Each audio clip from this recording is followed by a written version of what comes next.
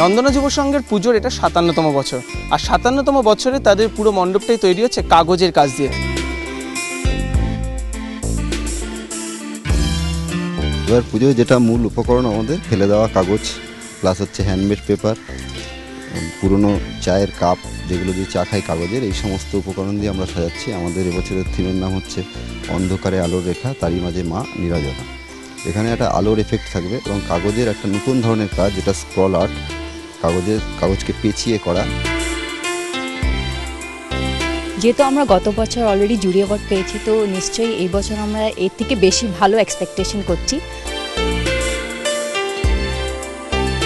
গোটা মণ্ডপটা এমনভাবে তৈরি হচ্ছে ঠিক যেন কাগজের একাধিক গ্লাস রাখা, অনেকটা সুরঙ্গের মতন। আর এই অন্ধকার পথে হাঁটতে হাঁটতেই মানুষ দেখতে পাবেন কাগজের তৈরি নৌকা সহ কাগজের তৈরি আরও অনেক হাতের কাজ।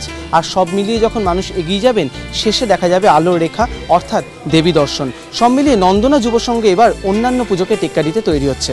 অরিজিৎ ভট্টাচার্য, এবিপি আনন্দ, কলকাতা।